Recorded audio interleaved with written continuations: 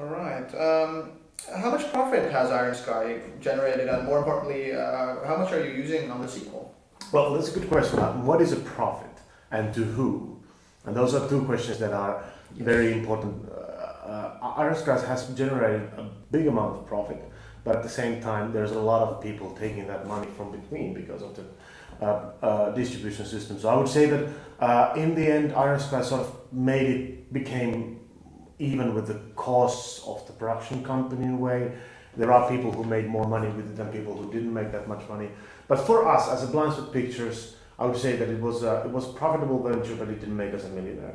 And out of that money, we are able to sort of sustain and continue developing the Iron Sky world. But really, to actually start, it's not like we have 15 million in the bank account that we can just put it on the film. That's the reason we do crowdsourcing, and that's the reason we raise money from public funding. And that is the case with every film production company in the world, outside of big studios. Big studios are almost the only ones who actually make a proper profit. But even if you look at like what is profit in the end, if you look at bigger studios, I remember there's this very interesting balance sheet of Harry Potter, the first Harry Potter, which made, I don't know, fucking 1 billion or something like that. But in the end, if you create with the creative accounting, it's proven that it made €0 of profit, $0 of profit, and that's just that's the way the studios work. So I would go and claim that no film actually makes ever profit, because profit is not good for film, because it means that then you have to do this and this and this. But films do make money. There's a big difference there.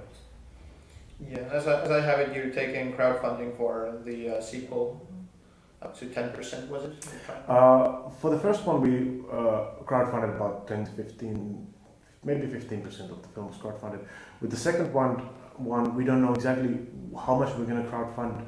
What we know is that we just 100% crowdfunded the script and the development phase of the film. So basically, we raised $182,000 from the community, and with that money, we will be building the script and a promo for the film.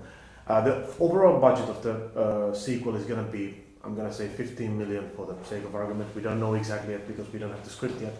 But let's say 15 million, which means that our aim is to crowdfund a big portion of that, and the rest of the funding, our aim is to do a clever plan with the funding so that we're not tying our hands at this point.